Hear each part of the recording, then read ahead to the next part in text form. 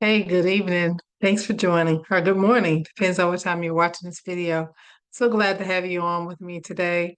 I promised to put out a message this week and tell you why it took me 5 times to write my Tuesday talk. So, for some of you who may not know, every week I put out a Christian blog. It's a Tuesday talk. I've been doing it a little bit over a year now. If you're not subscribed, let me know. Send me a message. I'll get you in. But I put out a message every Tuesday, and I'm very, very serious about what's included in the message. And so this last week when I put out the message, it took me 5 times to get it right. And a little bit about my writing practice. When I get ready to write, it's always after I spent some time studying.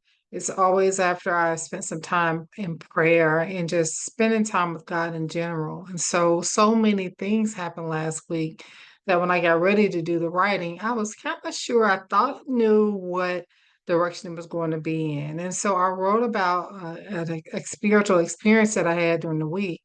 And I wrote it, I got down to the end, and I just didn't feel I felt very uneasy about putting it out. So I took that piece of paper, balled it up, put it in the corner, started on another writing. So then I wrote the same thing, but I wrote it in a different way because thought I was getting correction around some of the ways that I was or portraying information or sharing information.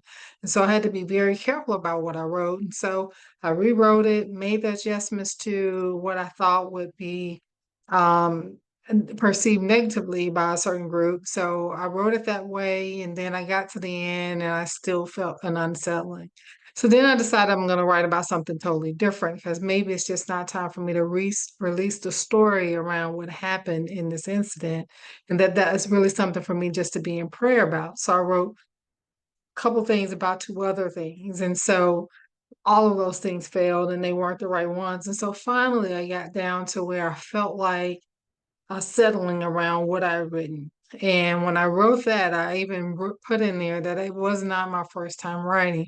Well, think a little bit about when I get ready to write, there's always an immediate visitor that shows up. As soon as it is Monday evening, it's almost like the doorbell rings and doubt shows up on the front porch.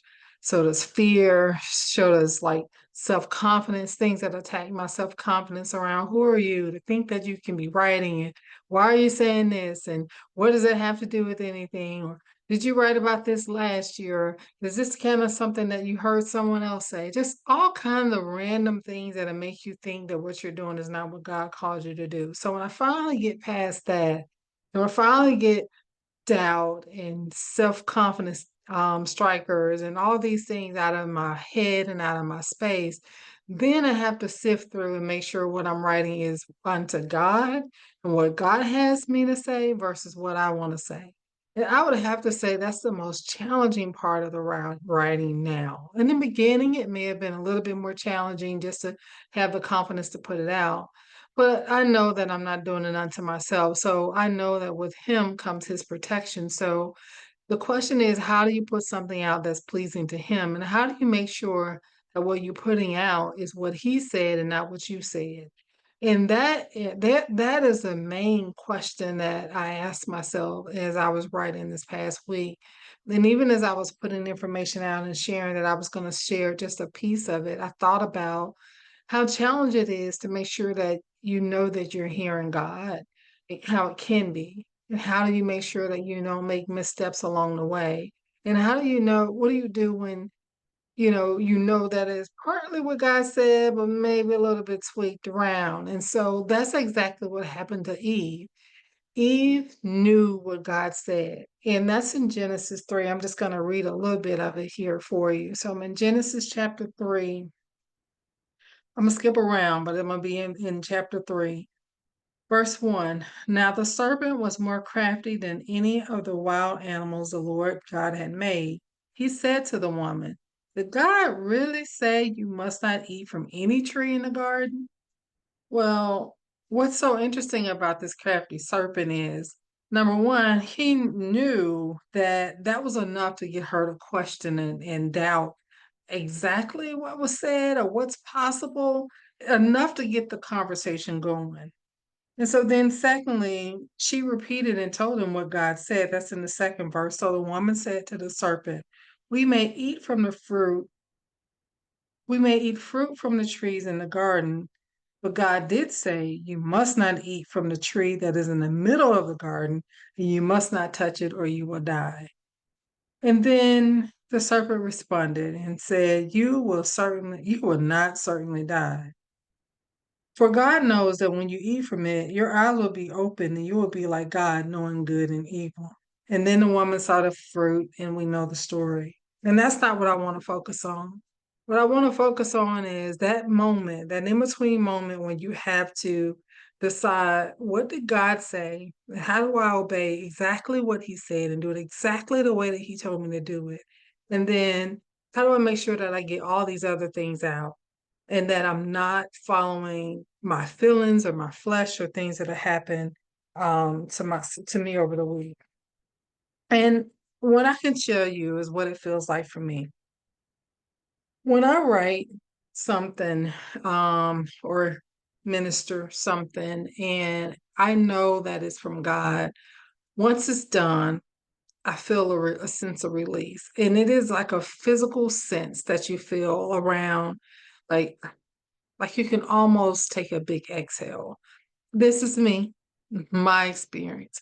Someone else may feel something a little bit different than what I do. Leading up to that, what it feels like is it's like I have to dot every I and cross every T. And it's not a scary nor tedious process. It's a process where I'm honoring him and I'm honoring what he has me doing. And so if you look at it from a position of not that it's tedious or you're afraid that you're going to get in trouble, because we know that even when Eve and Adam made the mistake in the garden, God came right along, covered up and clothed them. And that's all in the same chapter, that he took what was a temporary covering and put a permanent covering on them to know that his love still remains even when we get it wrong. But when you're on the way, you're trying to get it right. To be able to sense his presence and his okay around what you're doing, it means that you've taken all the other things out and all the stuff that doesn't sound like God. So all the stuff that sounds like flesh, what doesn't glorify him. And what I wanted to write initially, it was not fleshy or nor did it not bring glory to him. It would have, but it also would have brought damage to someone or some group, a group specifically because of an experience I had. And I just wanted to share around the experience to kind of get the body to respond in a certain way. But you can't do anything without, it's like the Bible talks about separating the wheat and the tare. You can't mess up the wheat trying to get the weeds out, you know? And so when we are doing things in obedience to him, then you have to make sure that you are sensitive enough to know what's all in it, what can be pulled out of it, what can be left in and not harm anyone. But also, is it okay for you to leave it in the state that he has you to leave it in? I want to leave you with just a couple of things. I want to remind you and just to encourage you just to take the time to obey. Don't allow your feelings, your natural feelings, to rush you, but don't also allow those first visitors that I told you that would come and ring the doorbell to stop you from going. If he said go, you need to go.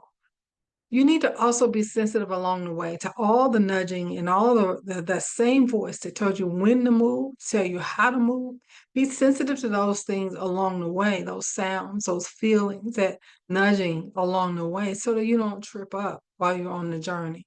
Doubt's going to come. You got to distinguish between what is doubt and what is God saying, Paul.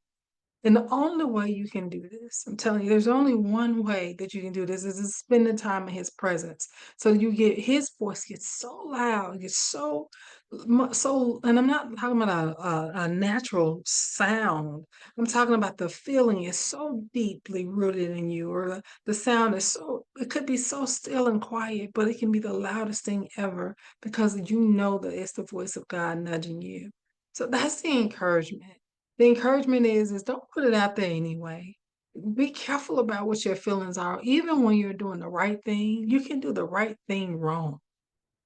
And so that you don't do the right thing wrong, you have to take your time and spend the time with God and know that what you do for him will last. And that's who you're looking for the praise from, or not even just the applause, just to know that I'm here to fulfill his purpose, to get his will done on earth, not my will, but his will be done. That is what gives me joy. And everything else is everything else. And so, yes, I'll push out things that are harsh and corrective because he gives correction as well.